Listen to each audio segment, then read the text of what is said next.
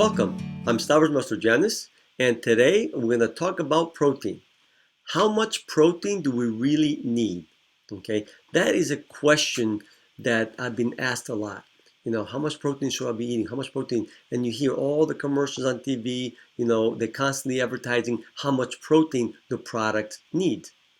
Now you hear numbers between 12%, 20%, 30%, 40% of our diet should be protein. So how much do we really need? I'm not going to tell you the exact amount because honestly, nobody really knows. Okay, it's all those things you hear is guesstimates. But the one thing I can tell you for sure, we don't need as much protein as we've been told.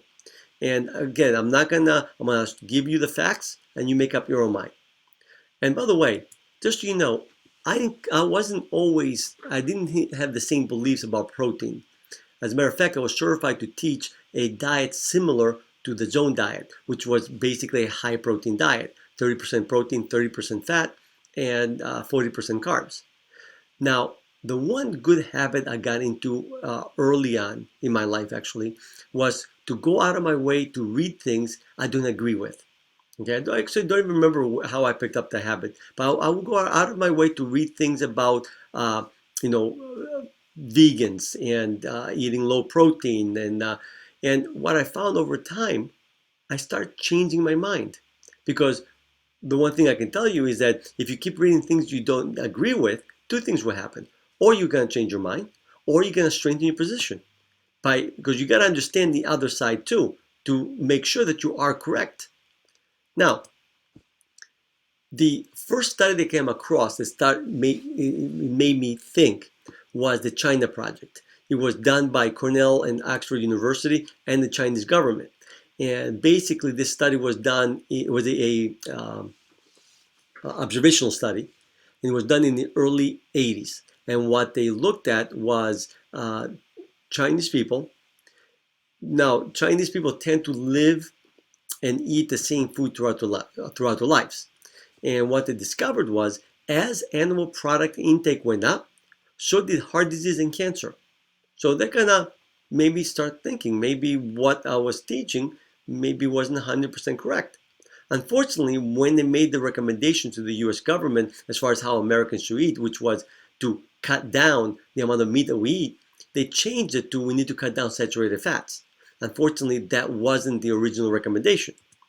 Now, then also I was talking to my mother about, because I was raised in Greece under the age of 15, and I was telling about the experiment, and my mother said, well, in Greece, we only ate meat once a week, and maybe we ate fish another time. But I would say 5 to 6 days a week, we were basically vegans.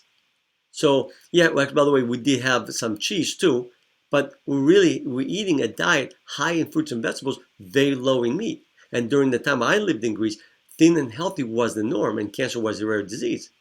So again, that made me think, like, wait a minute, maybe what I was learning in school might not be 100% correct. Also, I mean, you hear bodybuilders all the time, with their protein shakes. Oh, I need protein to build muscle. Well, think about it. What do the largest mammals on Earth eat? The one, by the way, that walk on Earth. It's grass and leaves, basically vegetables. How were they able to build all that muscle? Obviously, you can build muscle by eating vegetables. Okay? Now, think about it. What is the main job of protein? By the way, it's not to give you energy. I mean, I hear that sometimes and I'm like, didn't these people take nutrition? Protein is a very poor source of energy. Yes, your body could use protein for energy, but it doesn't prefer it. It prefers carbs and fat. Protein is a building block. It helps the body build tissue. Okay? Now, let me ask you another question. When do humans grow the fastest? Okay? It's between, I think the baby gave you the hint, it's between 0, well, when we first are born, and 1. The first year in life, the average baby triple in size. Now, what is the perfect baby food? Okay, human breast milk, and I've been specific, human breast milk, not cow's milk, not goat's milk, human breast milk, okay, is made by nature specifically for us. Now, what percentage of all the calories from milk come from protein? Okay, gave up around 6%. As a matter of fact, human breast milk has the lowest amount of protein of any other mammal because we're also a slowing growing species. So if a baby can triple in size with 6% of all these calories coming from protein, as adults that we're done growing, why would we need 12, 20, and 30%? Does it make any sense to you? Again, I just want to give you information to think about. Okay, now next, so you really, matter of fact, I'm going to take a step further and tell you that we should not be supplying 100% of our body's needs for protein every day anyway. You want, in a way, have a deficiency in protein every so often. And the reason I say that is because you want to force your body to go within to find the amino acid that is missing. Okay. Of course, in school I learned that if you have a deficiency in protein, your body's gonna eat up your muscles. That's actually not correct. Eventually, by the way, you will. But having a deficiency for a day or two, the body's not dumb. It's not gonna go eat up the muscle that it needs. It's gonna instead find protein from other sources like mutated cells, dysfunctional cells, misfolded proteins, bacteria. It will recycle those things it doesn't need. And by recycling those things, guess what? It makes you healthier. Because mutated cells is the beginning of cancer.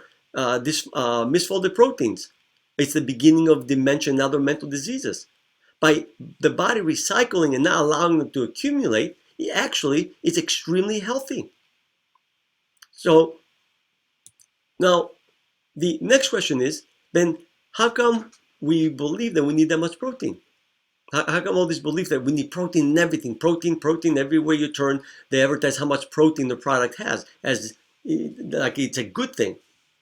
Well, with the right marketing, you can pretty much convince people to believe almost anything, and it's sad to say.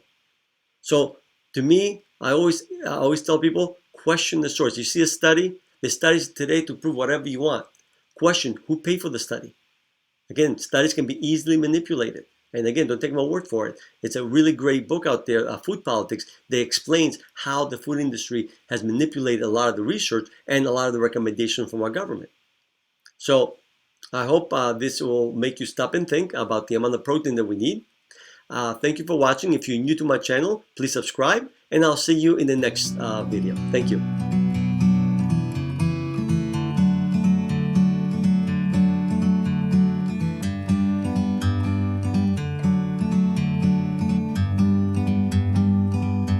Like a bird on a tree,